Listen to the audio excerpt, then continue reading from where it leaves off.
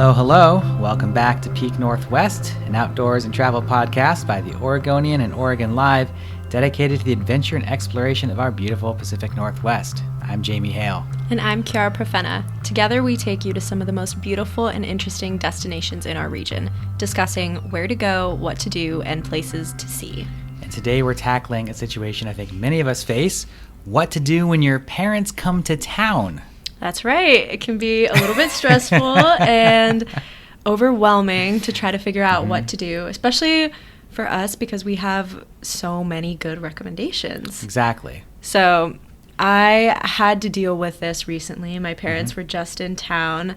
They came in to support me for Hood to Coast, and so we got to do the coast and then a little bit of Portland. We had like 3 days basically to fill with all of the best local and tourist favorites.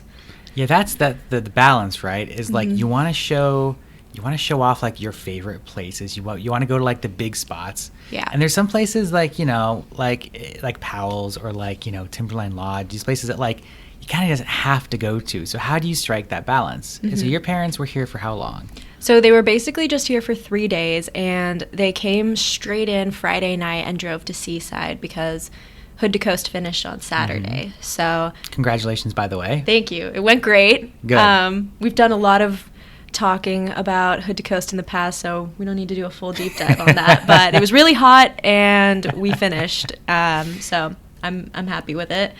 But they had like a day in Seaside basically, and then we did a second day kind of bopping around the coast, and the last day we just spent in Portland.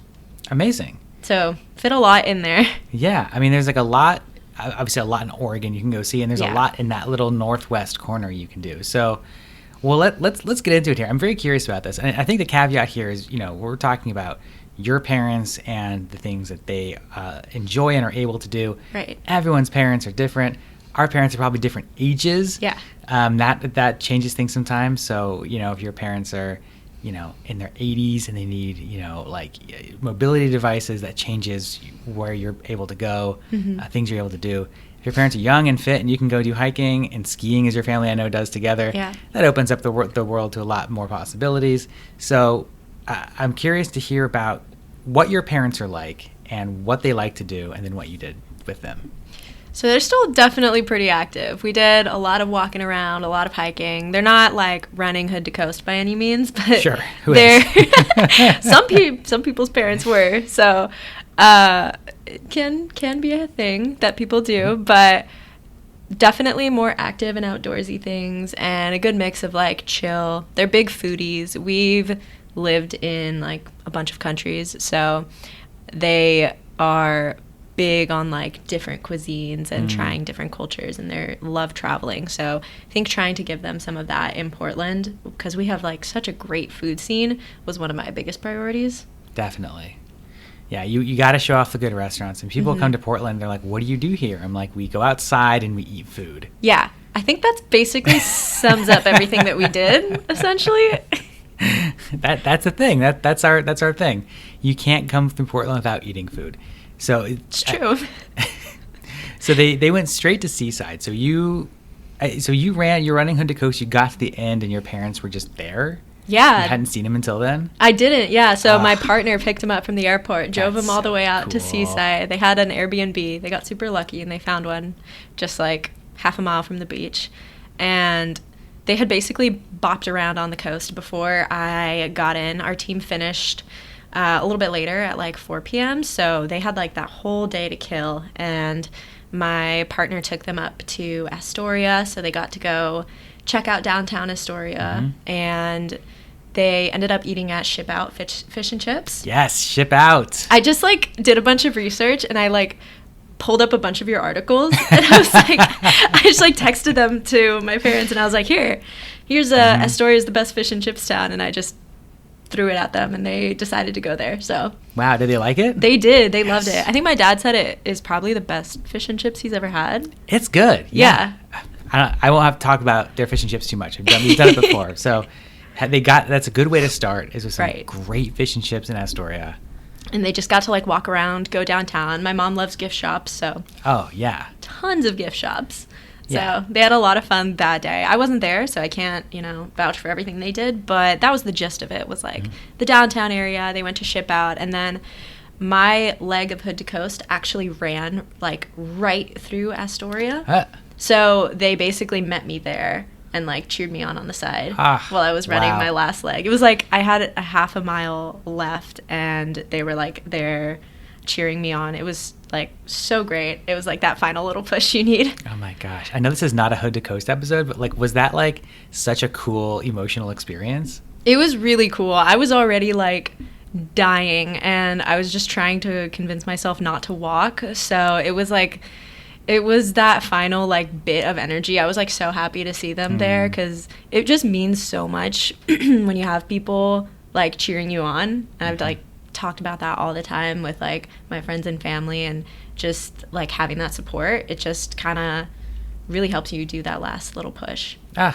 love that. So that was super sweet. They basically came down because they wanted to support me during Hood to Coast. So that was like one of the activities they got to do, is watch me run.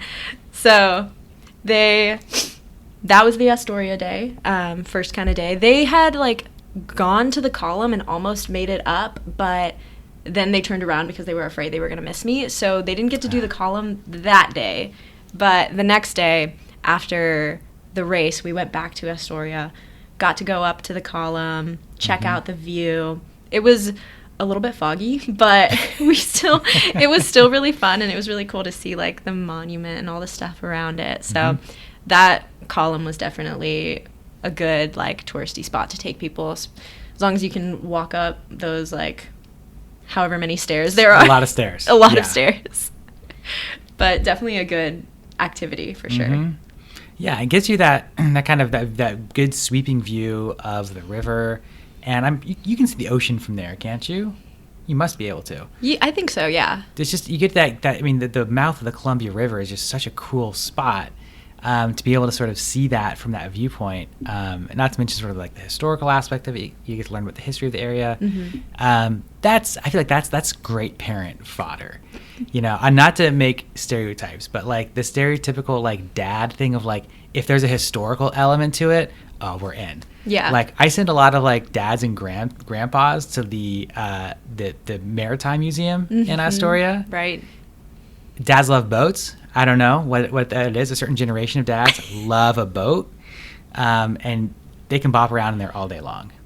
That's another good recommendation. Yeah, we didn't get to do a lot of like other things on the coast, but definitely tons of museums and things to do all along the coast. And everywhere is like so close together, so we were able to hit, like, we slept in Seaside, so we started there and then drove up to Astoria, spent like a little bit of time there, drove back down to Cannon Beach, and then they had never seen, like, they've never been to the Oregon coast, so we were like, okay, let's try to hit all of these like good spots. Yeah. And we ended up doing Haystack Rock and walking along the beach in Cannon Beach. Oh my God. I mean, the Haystack Rock is like, I mean, that's iconic Oregon coast right there. You get the big sea stack with covered in like trees, and there's, all the puffins out there and the animals and the intertidal life down there. It's just like so pure Oregon coast. You get like a real taste of what it's like out here. Yeah, and it was such a different experience because I've been to Haystack Rock, and this time it was like foggy, so it wasn't like the best view, but we have like these super cool pictures of us on the beach just like standing in front of the rock, and it's just this like massive mountain of like fog and like this dark shape behind us. Wow. It looked really cool. It wasn't clear, so you couldn't like see too much, but I still think it was like an awesome trip to go out there and just like also dip your feet in the Pacific Ocean, and like even though it was freezing, it felt so good to just like run around on the beach. I love that. So because your family is, you're not like ocean people necessarily, from like Texas. Yeah. You go to Colorado a lot. So what was their take on the Oregon coast? Well, my mom was freezing. She's like, she hates the cold. So she's like full Mexico and Texas. Those are like, that's her locale. So she likes like the beaches over there that are nice and warm and like the Gulf of Mexico. But this is the complete opposite.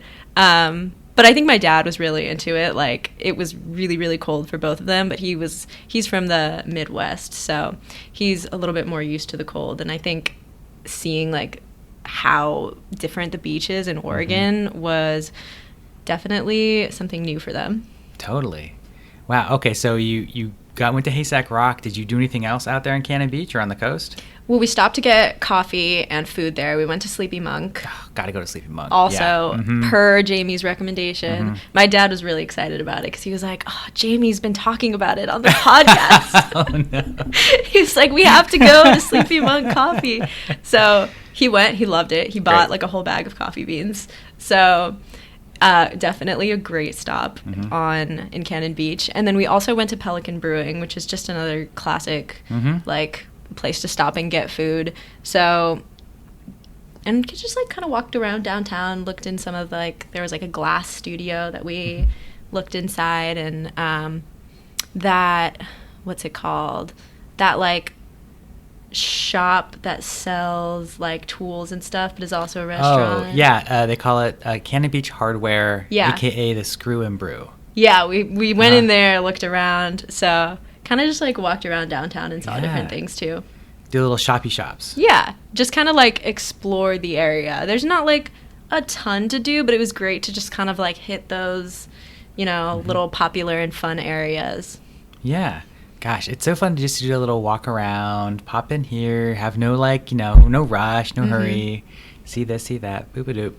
Exactly. So that was like basically our entire coast day. We did like a coast morning and a half. Like we went all the way to lunch, and then we ended up driving back to Portland. That was Sunday afternoon.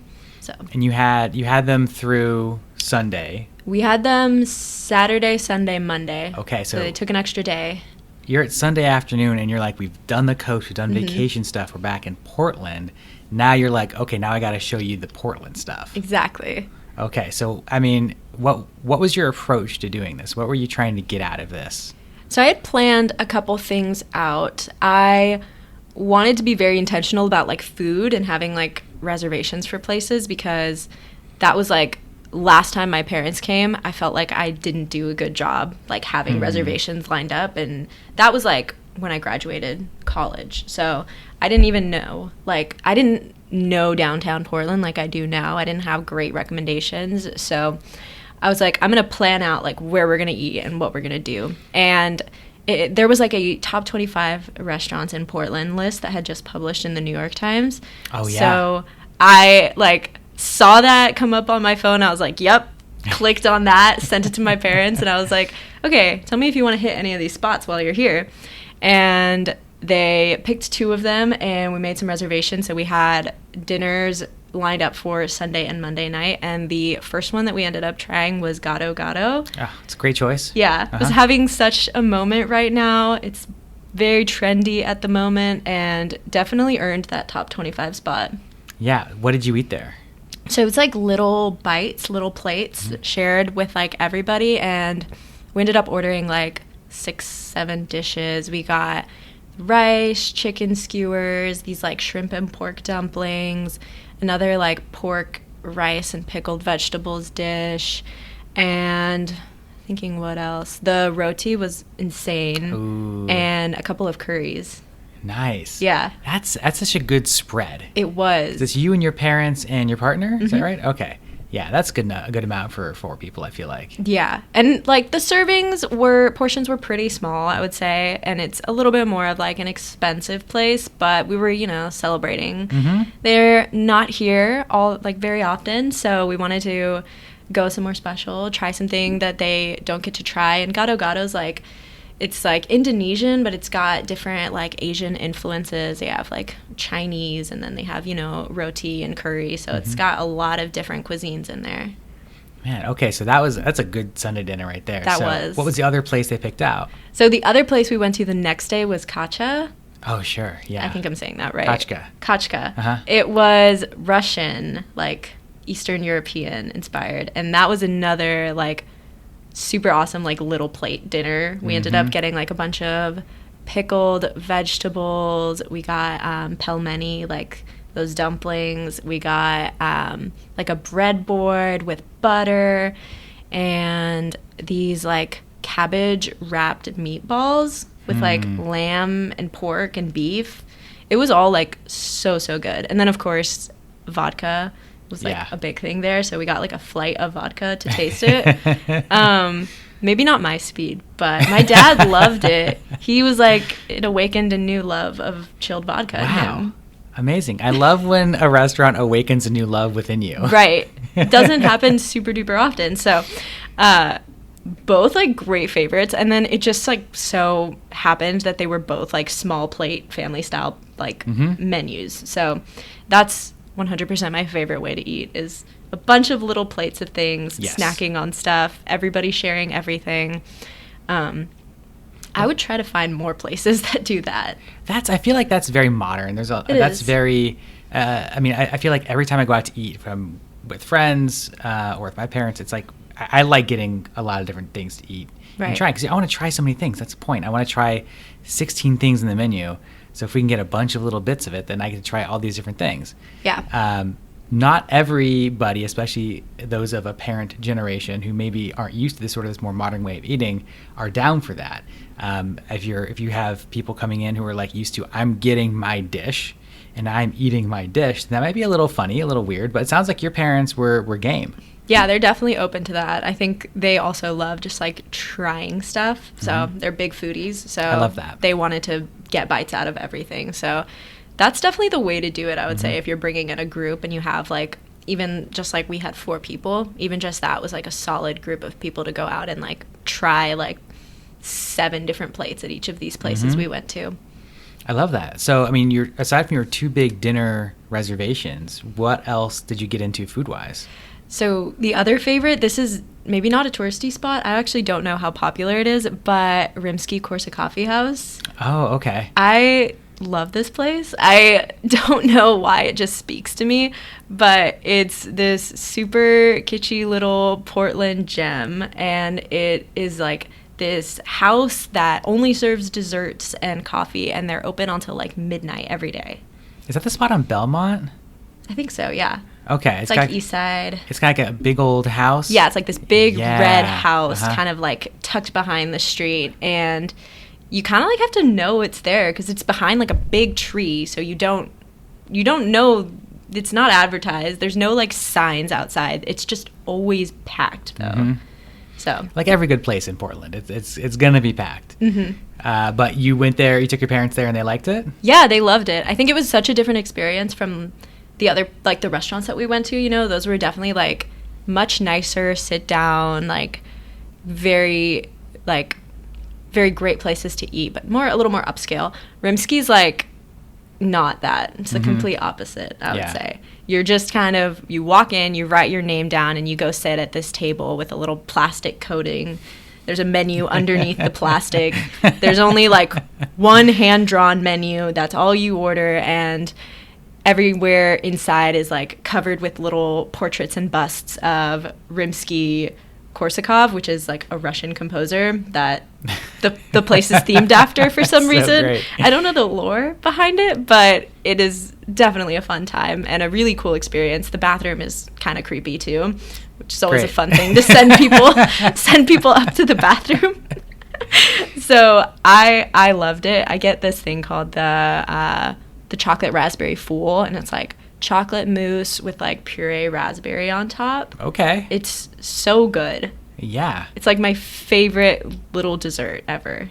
And it's with having parents in town like this, I don't know about you, but I feel like there's a part of me that wants them to just have a really nice time. Right. And so I'm like wanting to like, you know, go to places that they're going to like. But I also want to like introduce them to places that are important to me. But then I really want them to like those places too. There's like this interesting dynamic around like, are you having fun? Right. Are you enjoying it? Is this nice for you? And it sounds like, you know, usually it is, but like, I don't know if you experiencing that too, of like, I want to show you a good time, but like, I want you to like, is this good? Are you good? You happy? It's definitely that anxiety of like, do you like this place? Like, this is one of my favorite places. Are you into it? And I think they're very, very open-minded about trying new places and doing new stuff. I don't think they would have ever picked this for themselves, you know? Mm-hmm. If they were here in Portland on their own, they would have never found this place. But I think it's so cool to have like a rounded itinerary of things to do, Mm-hmm. not just the nicer, more expensive places. So Absolutely, you've got to have, you know, a lot of different kinds of cuisines, sure, but different kinds of experiences. The catch, like, I love that this, like, going to the coffee shop, going to the nice restaurants, introducing them to the world of the really expansive world of Portland food. Yeah, that's the nice thing is you can bring them back, you know, 20 different times and go to different restaurants every time. Exactly. There's like no shortage of places to eat. So that is one of the big things I'd recommend, is just to have like some plans. And it doesn't even have to be like a top 25 restaurant that you need a reservation for. There's so many good food cart pods. That's another like thing I would have loved to take them to do. We just like only had a day in Portland, but there are so many great just like pods where everybody can get what they want. I love bringing people to those spots.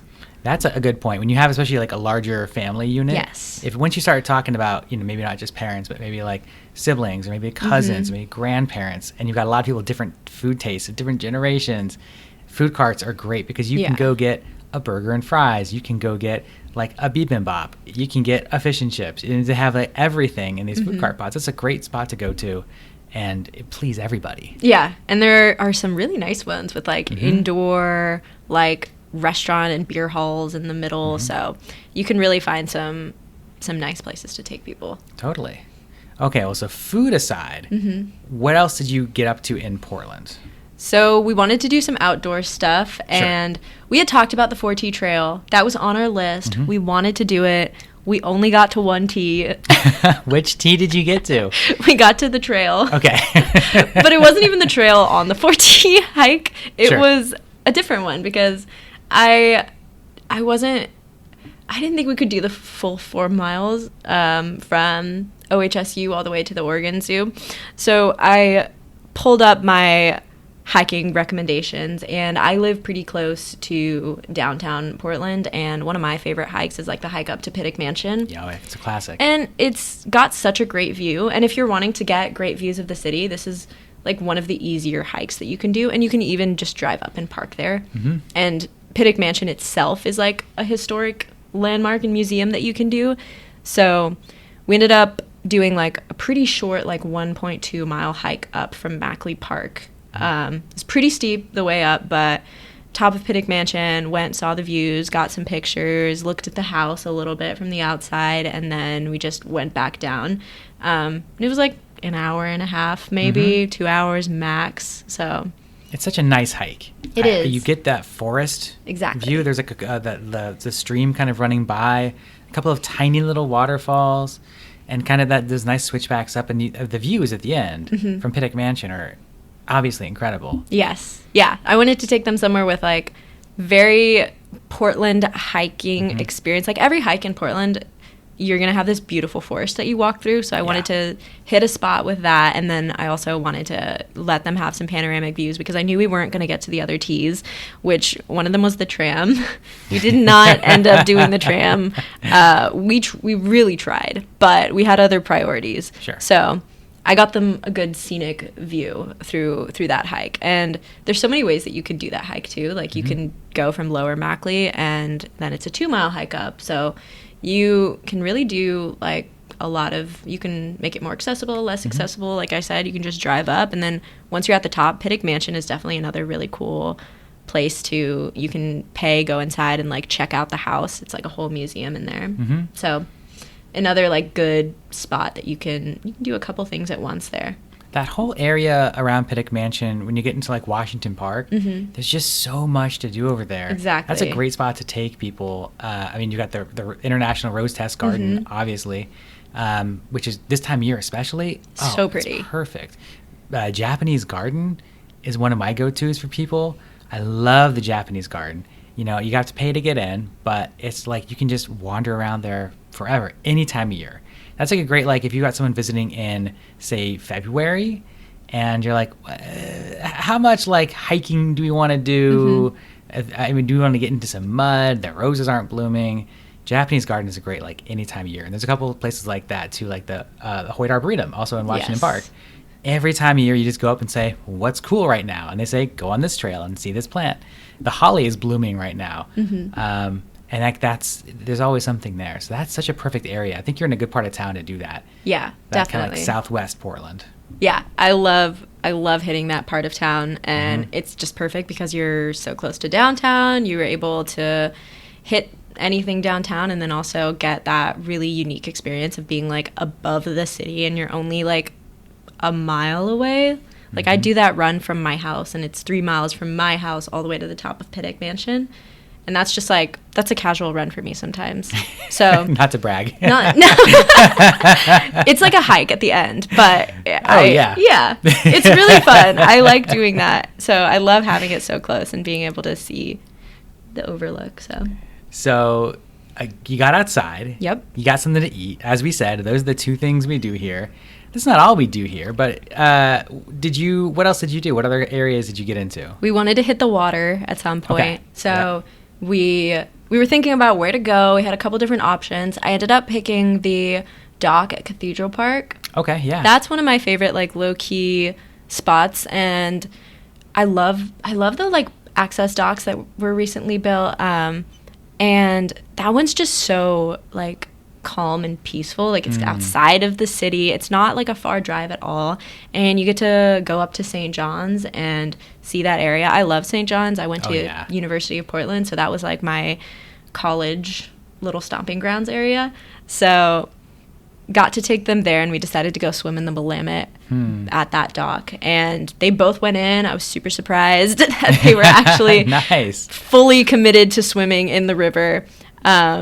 And then we also just like picked up some more food while we were there. We got lunch and had like a little picnic at Cathedral Park, and we hit Tienda Santa Cruz, which is that little Mexican grocery and restaurant up in St. John's that I absolutely love.